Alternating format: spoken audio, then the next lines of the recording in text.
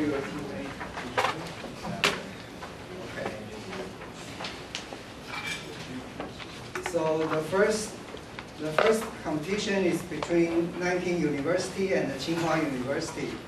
And expectedly, Tsinghua University should have 4 members, but one of them is missing. So, so I hope he will join us later. Okay, the problem to be discussed is looping pendulum, the problem of 2019 IYPP. So now I would like the team captain to introduce your team to all the audience, and then we will decide which team will be the team A. Please. Hello everyone, we are from Nanjing University. I'm the team leader, Jia Qiuhan. And let me introduce my team members. This is Zhang Yifan, Peng Haihang, Wang Tianlei. I hope we will have an inspiring discussion in this session.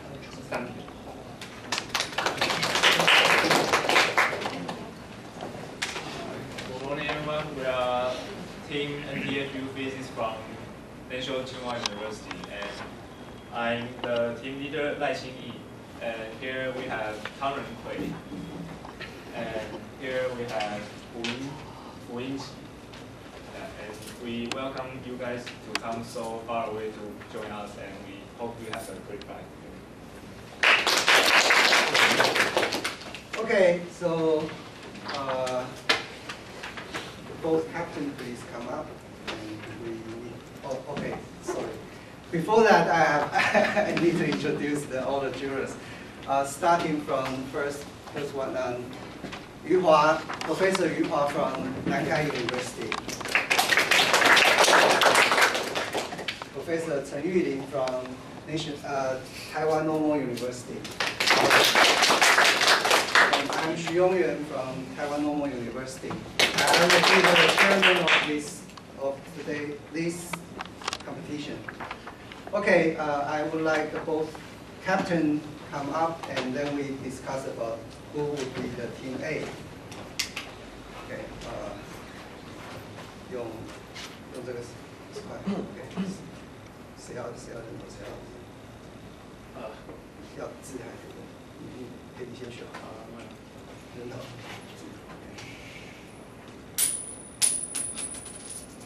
OK， 所以now you want to go first? Yeah. Okay, so NTHUphys will be the team A. Then your Qiuhan Dui will be the team B. So you will report first, then later you report. But during the discussion, you will ask first.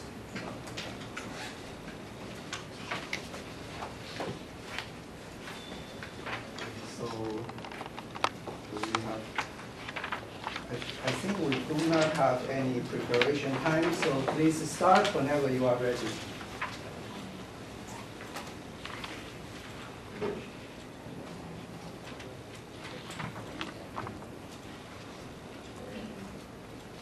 Okay, then I think I will start my report. Good morning, I'm a reporter from NTHUphys, and today I'm going to report problem number 14, looping pendulum. So in this problem statement, we can see that we need to connect two rods, one heavy and one light. Like this gentleman in the video, he used a screwdriver as a light object and a pumpkin as a heavy object. And we can see that after we connect them with a string and pull them through a rod, then we can see that the light object will loop around the rod and keep the heavy object from falling to the ground. So this phenomenon is what we're going to talk about today. And here is our presentation outline. First, I'll talk about some previous work on this problem. Then I'll tell you my aim of study today is to determine the transition between kinetic friction and static friction between the string and the rod. Then we'll try to determine this transition by theoretical approach and try to do some experiment to determine our result. Then we'll have a conclusion. So the most recent work on this topic is this article in Taiwan International Science Fair in 2017, written by Dai Zi and Yu Shaoyi. They discussed the very specific topic, which is as same as the problem statement we're talking about today, which they had provided a two-dimensional equation of motion which successfully describes the motion of this system, which they have an ideal way, which there is no overlapping of the string, and they assume there is no collision between the bar and the string. And actually their prediction is pretty good, which they have a quantitative approach by numerical solution. However, in their equation of motion, they only consider the kinetic friction part. So I think this is a part that we can improve today. That's why we are going to study about the transition between the kinetic friction and the static friction. In this system, at first, it should be the kinetic friction. And if the heavy object keep on falling until the light object hit the rod, it will be a failure, which the light object failed to stop the heavy object. Or even though it stopped the heavy object, but it cannot go through all around the rod, so it will fall down again. In this case, we define this phase as fail. And if successfully the heavy object has been stopped, then the friction between the string and the rod should switch to static friction. And then maybe it will be pulled down again by the heavy object, which we define this kind of phase as N pull with capital N. And maybe it will remain in static friction all the time. So we define this case as stop. Or surprisingly, it can even be pulled up a little bit by the light object. And we define this kind of phase as small n pull. So later on, we're going to try to determine these four phases by both experimental and theoretical. In theoretical approach, we try to analyze its motion also in two-dimensional, which we define capital C as the position of the heavy object. And we first look at the situation in which the string is sliding, which the heavy object has a velocity which is non-zero. And by the linear equation of the friction, we can know that the ratio between the tension force on these two strings will have a ratio of exponential mu k theta, where mu k is the coefficient of kinetic friction. And the positive and minus sign is determined by the direction which the string is sliding. And for the small object, we have this two-dimensional equation of motion, and for the heavy object, it only has a one-dimensional motion. So with these three equations, we can solve for the degree of freedom, which is this angle theta and the position of the heavy object. For the part that the heavy object is not sliding, it's actually more simple because we only need to consider the motion of the small object. And to maintain in the static friction, we know that the tension force must not be too big, or it will reach over the maximum static friction. And that criteria can be described by this equation here. Here, where the mu s is the coefficient of static friction.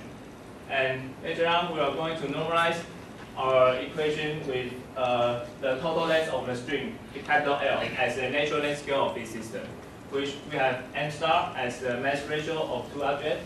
And we also have defined a natural time scale, tau, with the gravitational acceleration.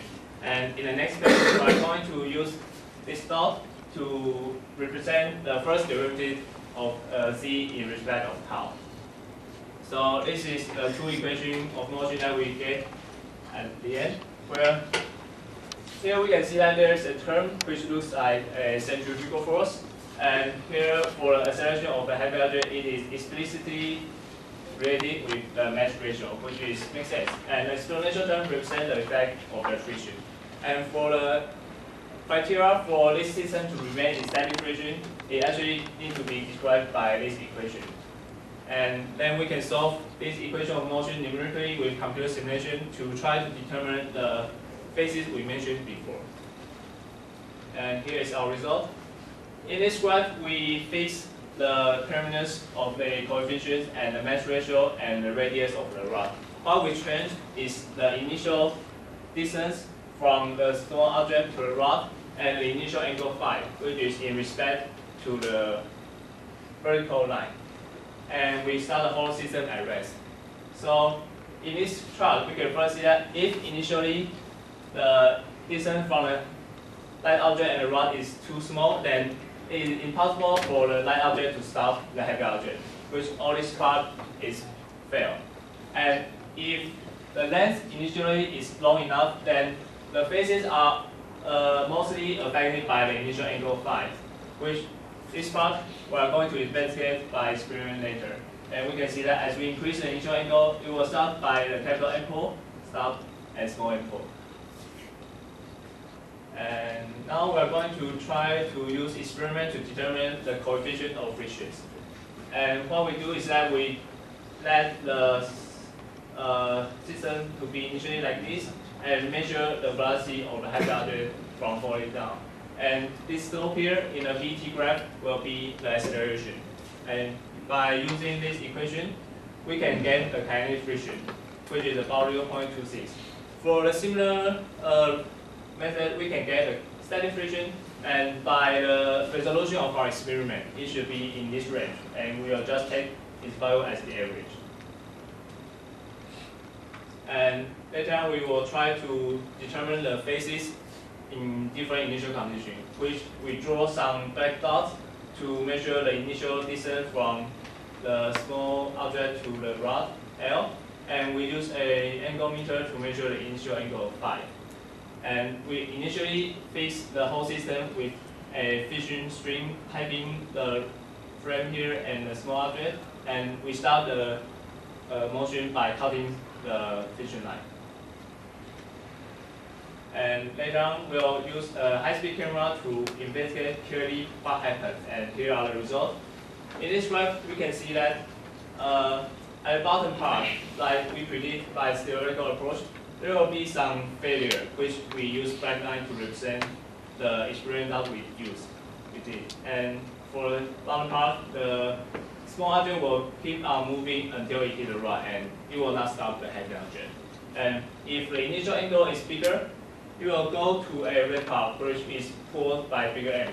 You can see that after the string is stopped, the big object will pull the string down a little bit again. And after we keep on increasing the initial angle, there will be some points where the system remains in static friction the whole time. And at the very top, which the initial angle is very big, then we can see that the small object can even pull back the heavy object after it's being in static friction. So this, we can see that our theory actually can predict the experiment result with a qualitative approach. So here we have a conclusion. We have actually investigated and observed those phases we defined. So there is a transition between the static friction and kinetic friction in the system. And we have actually reached a qualitative approach with our numerical simulation. And at the end, we found that the releasing angle of the light object is one important parameter affecting the resulting phases. And here is all my report. Thanks for listening.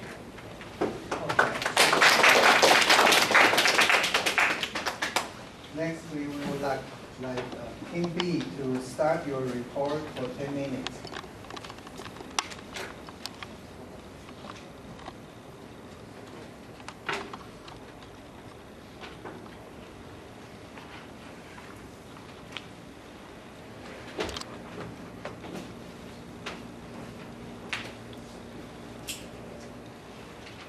Should I start? Yeah, please. Good morning, everyone. And today we are going to talk about the problem looking pendulum. And I'm Zhang Yifan from Nanjing University. First, this is my outline of my presentation. First, we introduce this problem. A looking pendulum. We connect two loads, one heavy and one light, and with a string over a horizontal rope, and lift towards the light rope, and release it. And you'll see it will swing around the rope and keep the heavy rod from falling to the ground. And this is a picture of the phenomenon. The green line refers to a light object, and the blue line refers to a heavy object. And we did the preliminary experiment.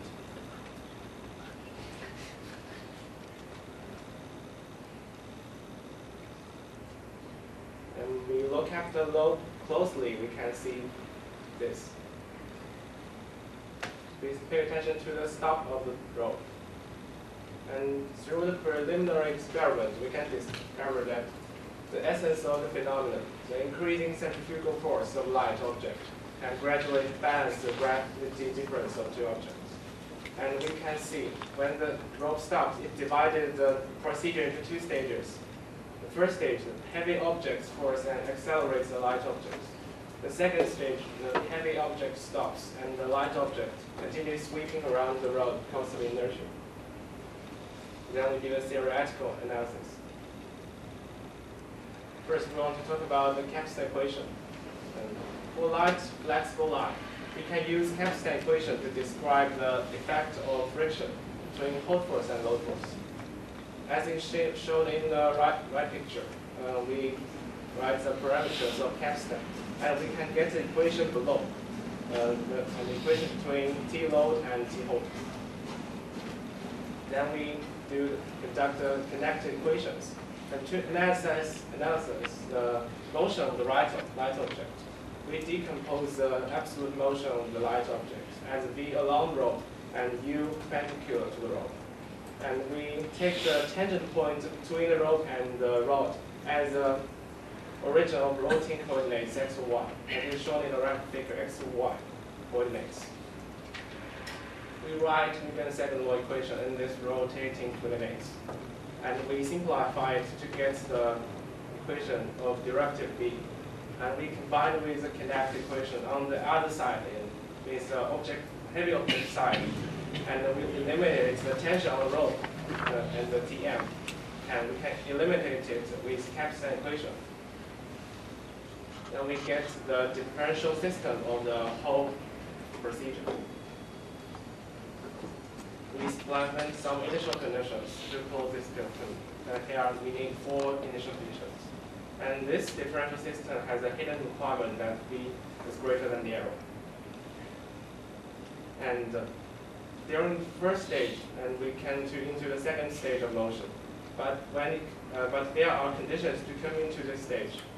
In the first stage of motion, if the V not reach 0, it will remain the first stage of motion till end. Is as shown in the animation.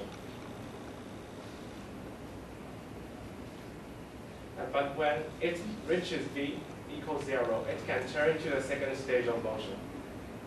And the last value of U at the last of first stage of motion, if for small u, the light objects will go up and reach a certain maximum height and then swing back, and the whole procedure cannot form. Like the animation shows. And for large U, the light objects can sweep around the horizontal road along the involute of circle. And at this condition, this phenomenon can form. It is shown like that.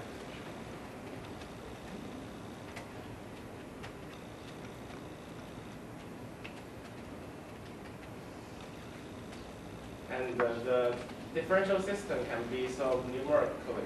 And we use the mathematics to solve the differential system and make animation to simulate this phenomenon, and as the right animation shows. And here we discuss the free variables of the whole system.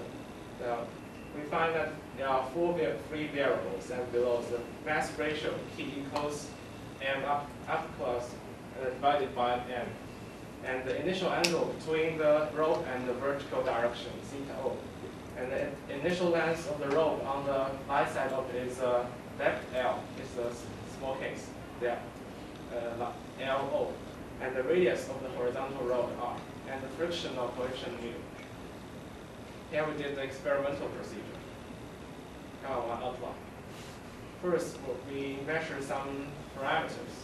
The first parameters can be measured directly, and is shown in the script.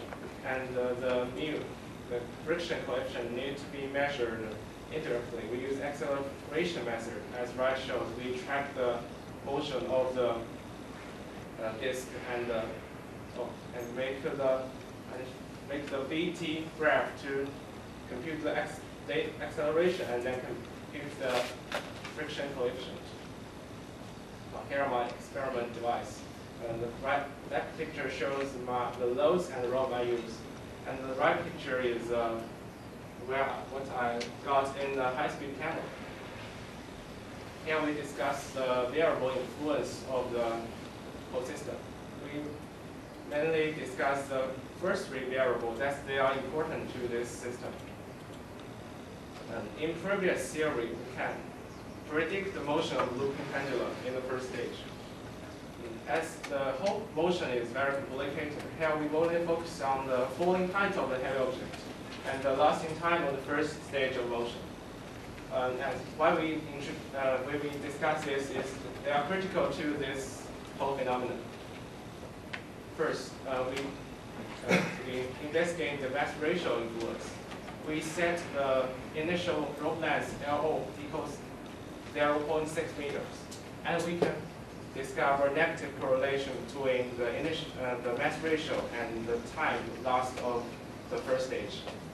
And here in the first graph, we can see that there's the vacant data. It shows the first stage did not come into the second stage, so there are no data. And the segmentation happens in the first graph, and it's the relation between the mass ratio and the falling height of the heavy objects. And we can see a positive correlation. And here is we discussed the initial angle theta O, the influence.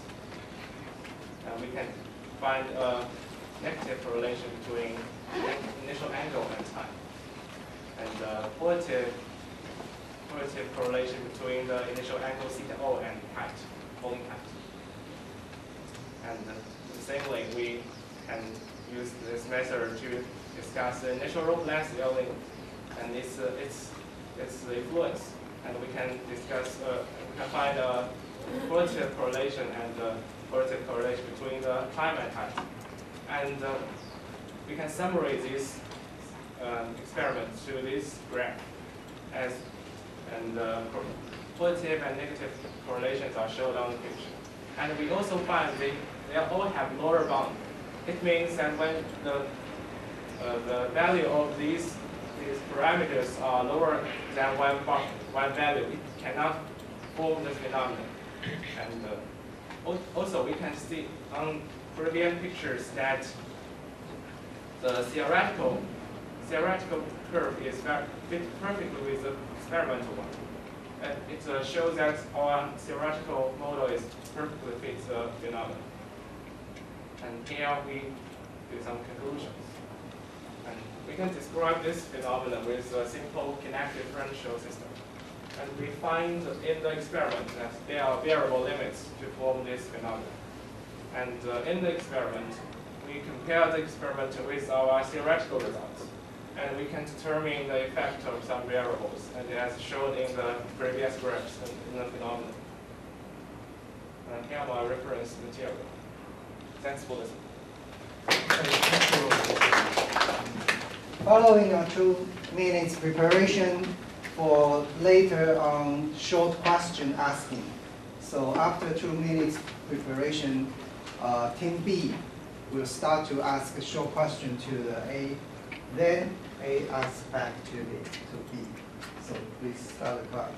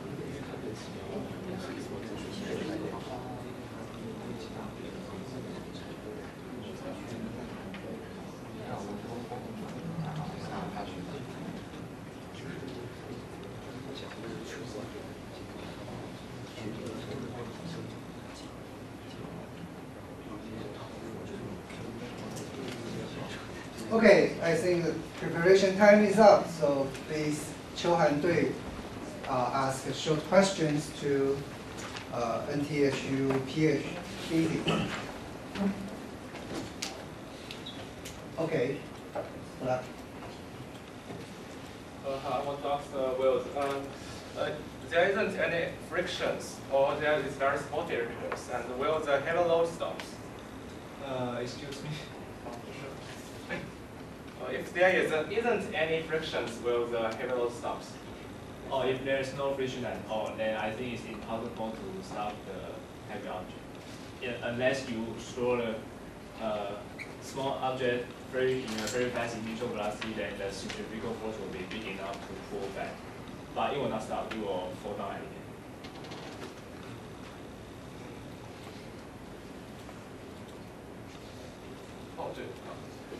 How do you get the equation between the theta and the as you showed first in the screen? How do you get the connected equation? How do you get that? You mean how do I get this equation? And this equation? Well, in the previous page, and the previous one, please.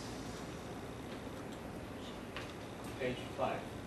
So there is 4 unknowns that I need to solve, which is Tn and T small n, and these 2 degree of freedom, right? And here I have 1 equation, 2 equations, and because this equation is 2-dimensional vector equation, so totally there's 4 equations for me to solve 4 variables. So this is enough for me to get the resulting equation of motion.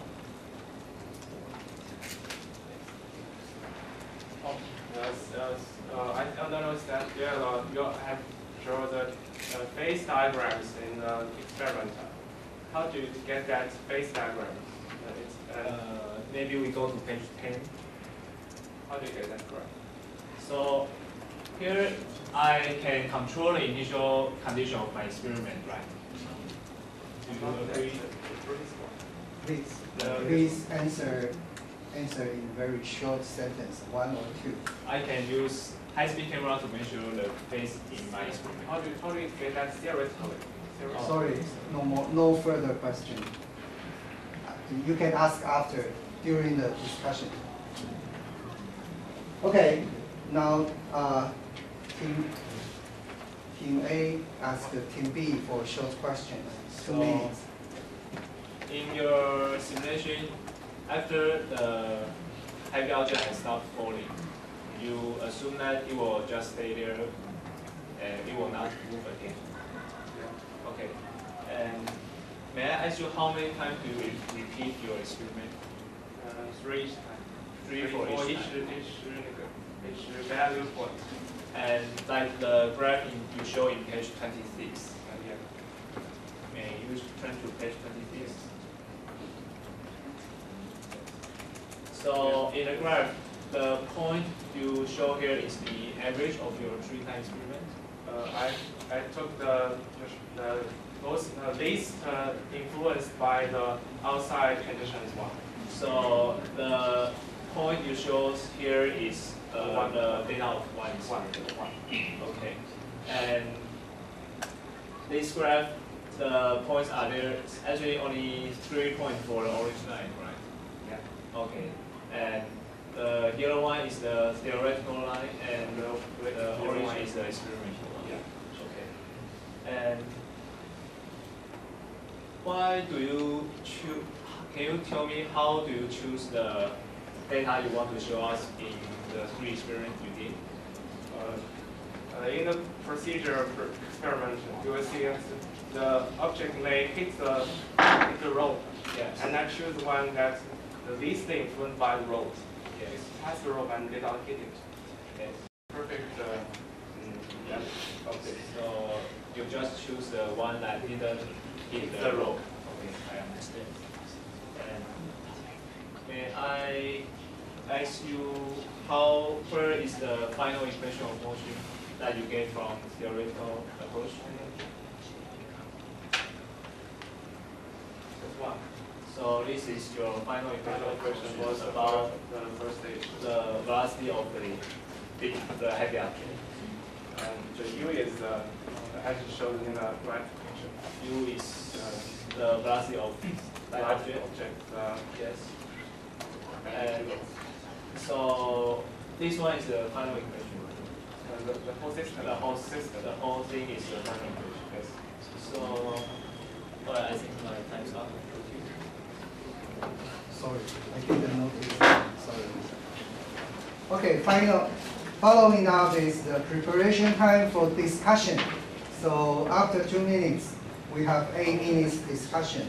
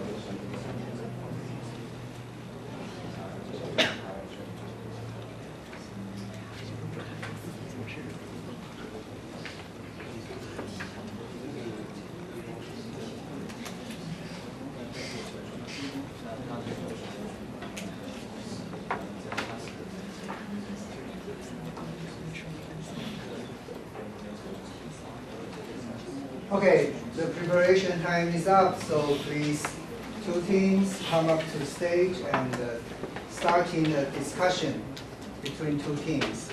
And since we have 8 minutes and both teams reporting the same problem, so maybe we suggest that, I think B team ask A team first, then A team ask back later, okay? Or you want to switch in reverse order, that's okay. So I think you already prepared a question, so you start. How do you do the program theoretically? And I understand what you did in the experiment, and how do you fit the phase program in the theory? How do you theory produce this? I do have derived the equation of motion, right?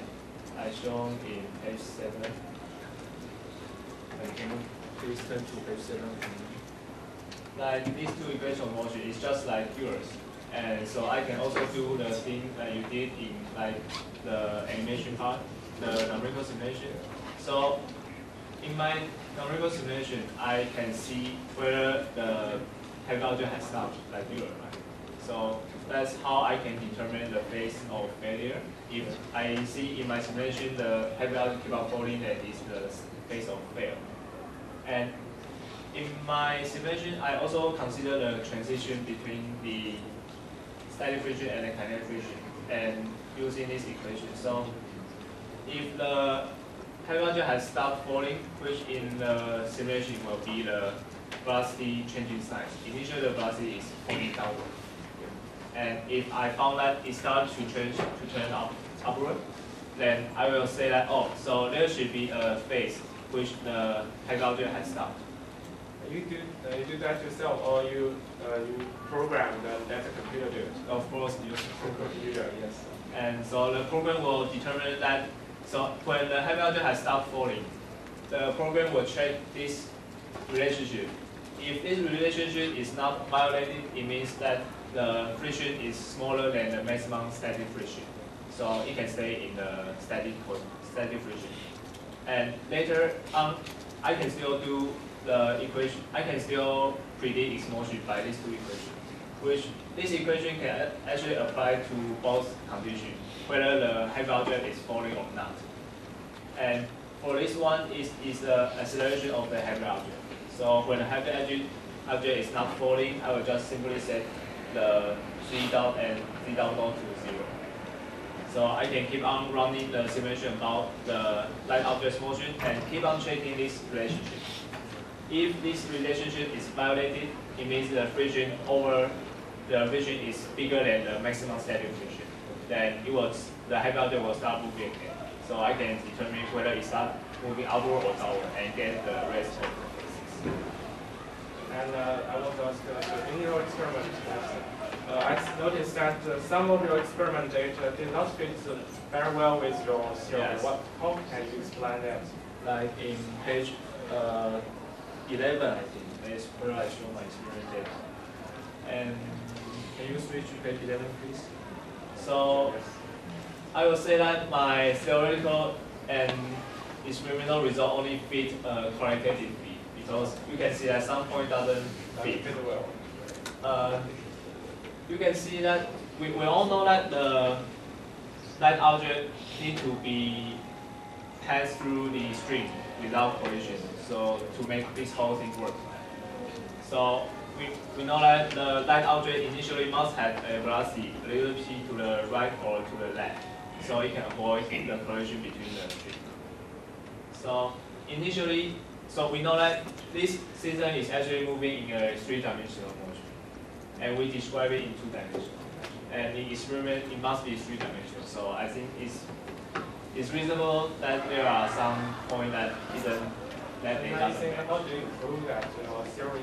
How do you prove that it's not just a dimensional theory? How can you do it quantitatively? So maybe we do need to derive the three-dimensional equation of motion. And for the experiment part, I think we need to improve the way we control the initial velocity of the light object. May I finish? Yeah, depends on I you. think we just need to continue our discussion. Okay. So the way I do the experiment is that I release the light up. I want to go to page 10. Can we switch to page 10? So here, the way I release the light object is by cutting through a fission wire here. So the reason I choose fission wire is actually because it has a little bit elastic. It is a little elastic. So when I cut it, it will give a small initial velocity. Yeah, and it will push the light object to the left, so it can avoid the collision between the string here. And I think this initial velocity isn't really stable when I use a scissor to cut the fission wire. So I think maybe I should improve this one. Do you use some method to avoid the collision between the rope and the object? Yeah, we cut it through a fission line. The fission line is elastic. Not hit with the horizontal rope. Horizontal rope. The light object, it may hit the horizontal rope. The vertical rope. floating. You mean the vertical? Yeah. Vertical. So when I cut through the fission wire, it is kind of elastic, so it will bounce to this side. So the light object will have an initial velocity to this direction, and it will avoid the collision to the string at the front. It may have some torque in the stroke. It may spin itself. How can you avoid it? Well, initially I make sure there's no twist in this rope, so it doesn't have to swing. It stays freely. Yeah, I make sure that there's no twisting on this white rope. And okay. So, do you have any more questions? Because I want to discuss about the equation of motion. So, can you go back to your final equation of motion?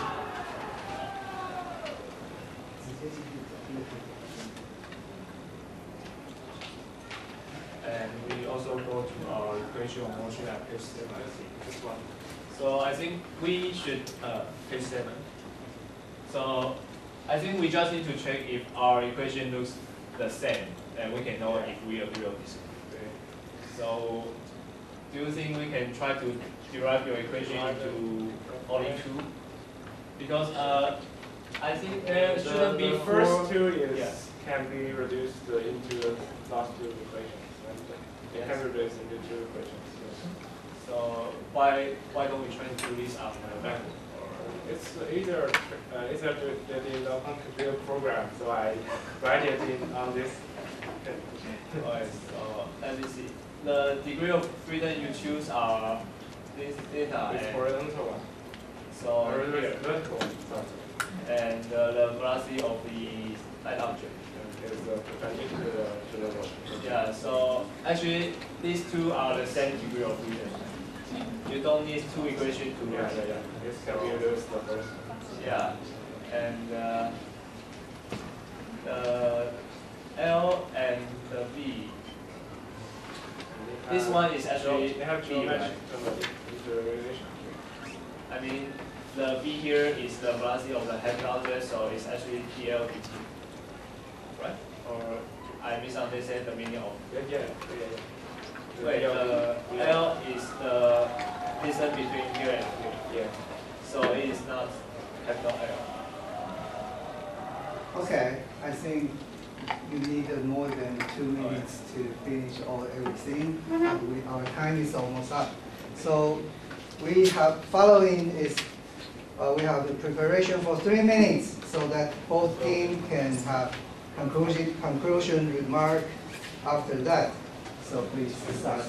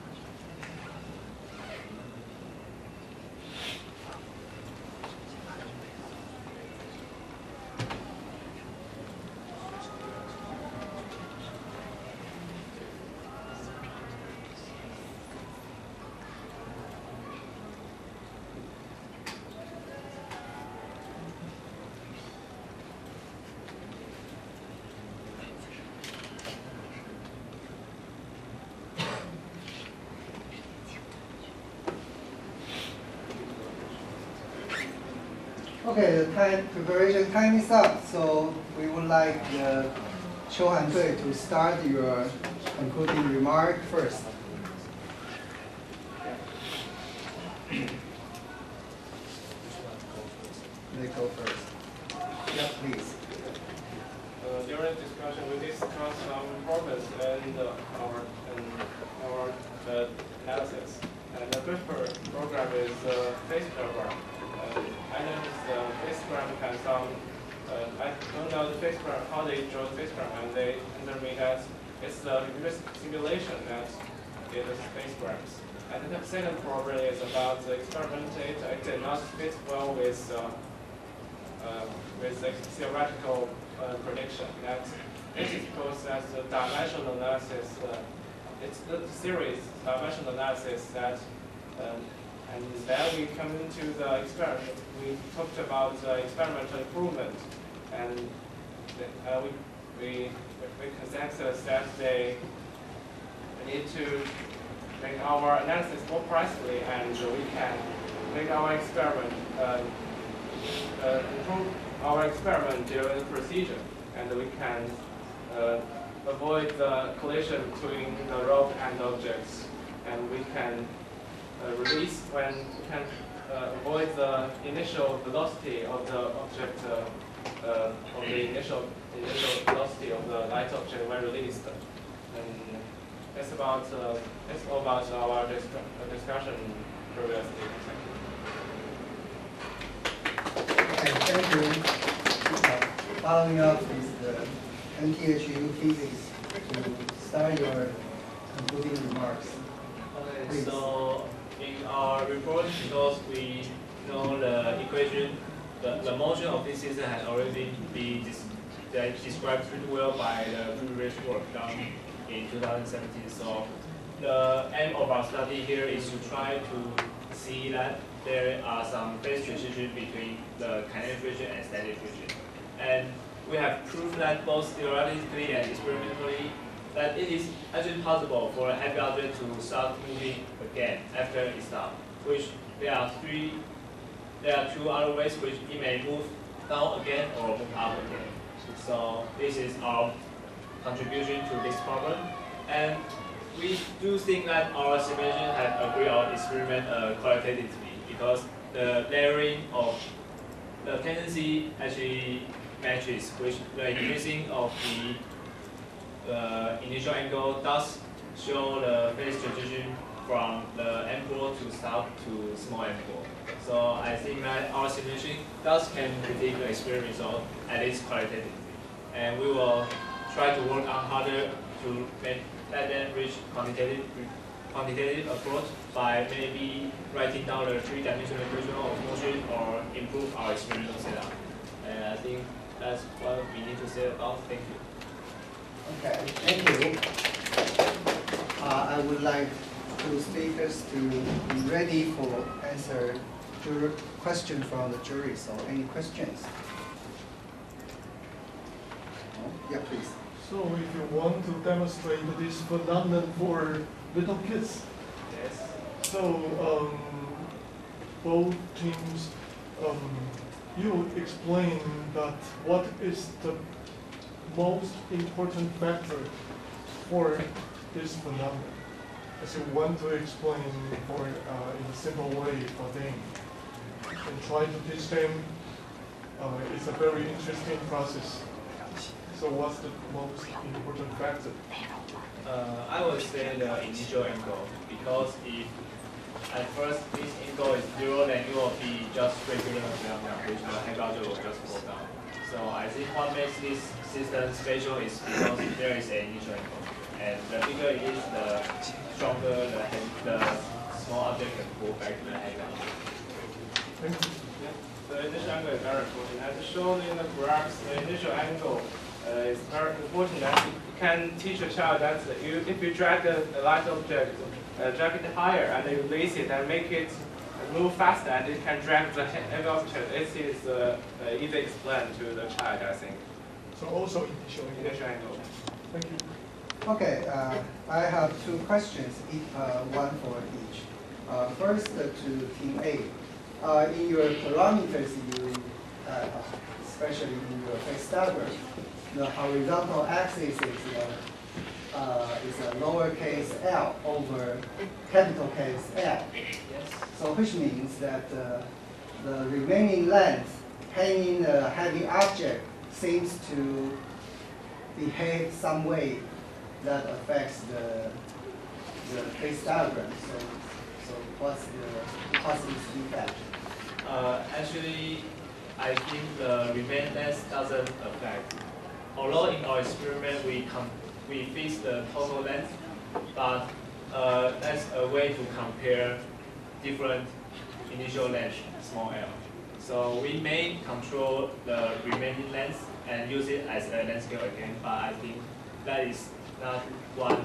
It will make the phase diagram looks different, but I don't think that if we control all other parameters but change the capital L will make the phase looks different or the motion looks different. Okay, so you mean that the real dimension that affects will be the small l, the real length of the small l. Yes. Okay, thank you.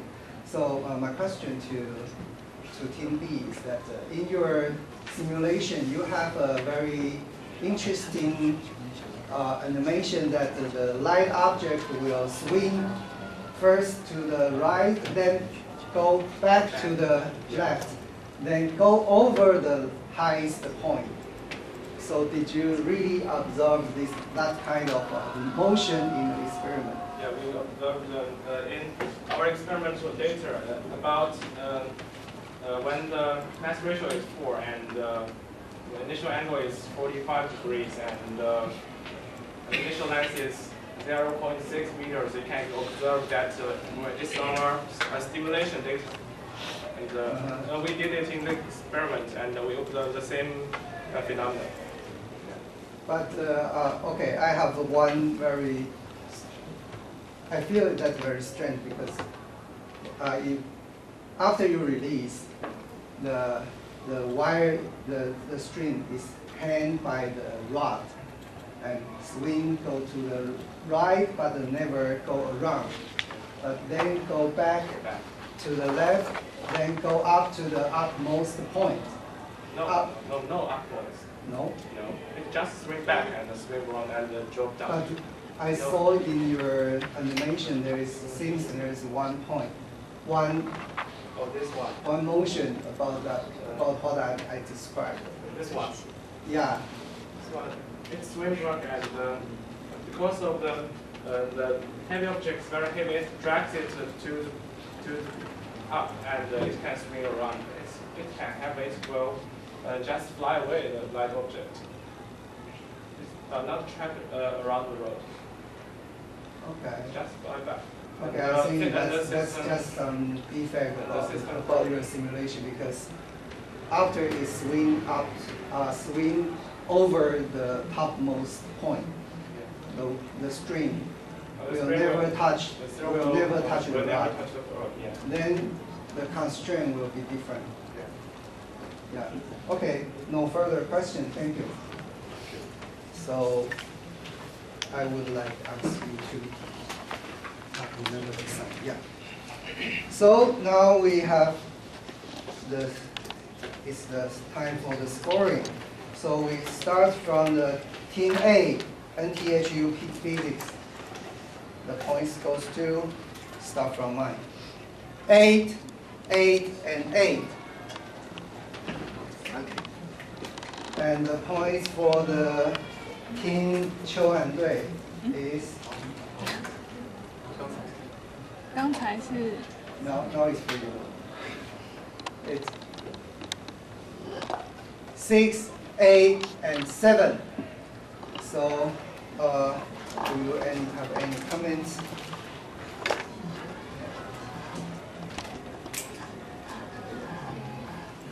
Any comments? No? Okay. So I think I can give some short comments. That I think for Team A, actually, we can clearly see that you did a lot of works and have a very interesting phase diagram, but I think that in the phase diagram there are still some improvement can be reached, because that for the horizontal one, the marking of the labels is a little bit misleading, just as the question I asked, because if you have a real length, that will affect the centrifugal force or centripetal force anyway. So that's something important. But I think for the team B, I think that actually I would like to give you higher marks if you can reach some further things that, for example, you didn't ask about why their phase diagram, the experiment and the simulation has such a huge disagreement, because you can see that there are some red dots in the gray part and some red dot in the green part.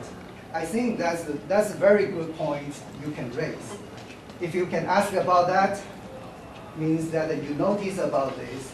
No matter what answer they have or any suggestion you have, that will give other people an impression that you know this is not something not so common.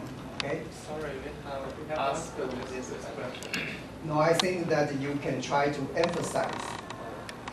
Okay, not just asking why they are different. They will say, oh, of course, our experiment is not good. But you can ask about something like why this point is green, other neighbors are red. If you ask about that, you cannot avoid the answer they have to make. Okay. Okay. So I think the section of this morning is closed. Let's have a big pause to both teams to deliver the very impressive result. That's thank you.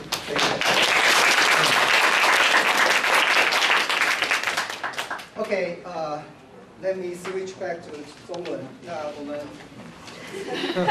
那个午餐会有便当，等一会会送过来，我不知道几点。50分左右。50分左右，所以我们有20分钟要的便当。那我们有2个教室，就隔壁的504跟这一间，那2间教室都能吃便当。